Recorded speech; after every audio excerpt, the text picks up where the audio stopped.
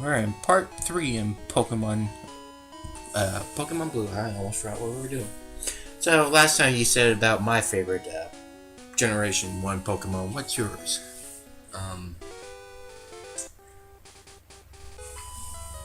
Should we just restart? No. No, that's not a Pokemon. Restart? I'm pretty sure it is. Okay, but seriously, I have to be Ninetales. Ninetales. Yes, which was a blue exclusive. I believe so, and I think Growlithe is the red. I don't know why, but I always liked it.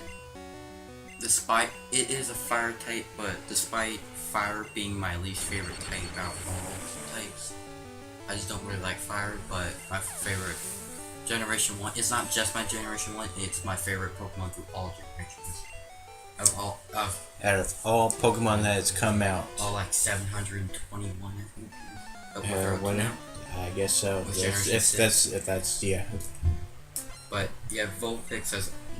Yeah, well, I guess that's the pre. Well, yeah, it's the Vulpix. It goes to Vulpix to Ninetales. But I don't know why I always liked Ninetales. It's always been the way it looks, or I like certain how moves it pool look and move pool. It doesn't have that great of moves. Like, yeah, it learns fire and psychic moves, which is pretty good.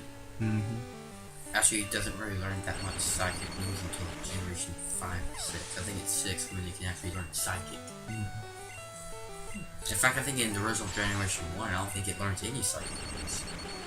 I think Confuse Ray, but I think that's about it. But the next Sun and Moon, I think that they have an Aloha version of Ninetales. I think that makes it a psychic type, plus an ice type. I thought it was an ice dart. No, I think it's ice psychic to complement it from its backstory. I think it's nice because they have a Aloha version of the Vulpix line and the Sandshrew line. And I said how Sandshrew is my fourth favorite Generation 1 Pokemon. And to be honest, I think it's not like my 6th or 7th of all of them.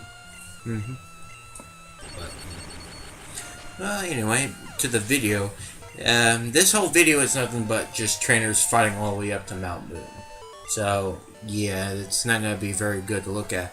And plus, if you see me switching out Pokemon, you notice I do not have Butterfree along with me because I think, unfortunately, Butterfree, his usefulness for me kind of runs out after Brock. So I put it back in the PC. Just like Ash, you just let it go. Yeah. You just let it go off. Be with the other Butterfrees. Bye Butterfree. So the 3 Pokemon I only have now at this point is Pikachu, Charmander, and did it evolve to Beedrill? I wasn't even looking, but Did you level up between last episode and this one? Because it was still Kakuna. Yeah, I guess I didn't. I guess I kind of just kept on going. So no need to, I think, because you're not from you. Well, I'm sure I mentioned it, but the only reason why I got a Kakuna to evolve to Beedrill is so I can learn Cut. But the Cut ability is not till quite a while ways from now, and probably won't be used until we get to the 3rd gen. Right now we're fighting in Ekans, which was you can still fight it in blue, but you can only catch it in red, I believe. It's a red exclusive. Yeah, and I think it's a Sandshrew that's blue. Yeah, Sandshrew is blue. Blue's the better version. It has and really, folks, that's really the difference between red and blue. It's different Pokemon that you can catch. Back in the day, that's how you get Pokemon is through trading with this magical, but yet nobody had no idea or how to get one or had Cable Link, which Pokemon revolutionized between 2 Game Boys for 2-player experience and battles and trades and stuff like that. But to tell you the truth, I never seen one until like Pokemon's Gold and Silver. I started seeing people with the trading cable. But yeah, that's how Pokemon really did bring a lot of people together. That's the one thing this series I give credit where it needs, where it really needs it is bring a lot of people together. And it just amazes me over the years how well they develop where you can trade with people around the entire world. With this GTS, I think that's what it is.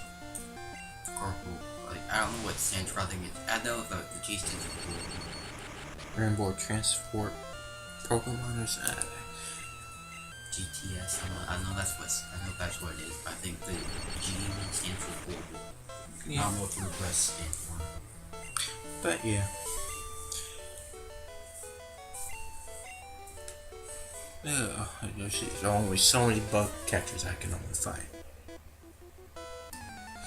I'm sure we missed the meme of, the cup. The shorts. Yeah, I think we missed it.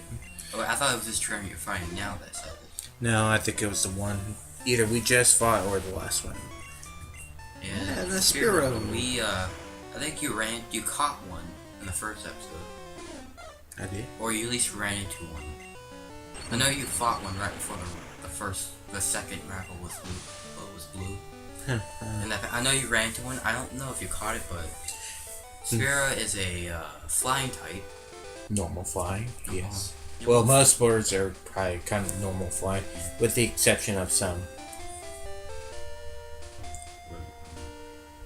But there is an interesting thing you can do with a Spearow if you manage to catch one. If you manage to catch a Spearow and hold on to it without evolving it all the way to a town named Viridian City, which is in the 3rd gym, you can do an in-game,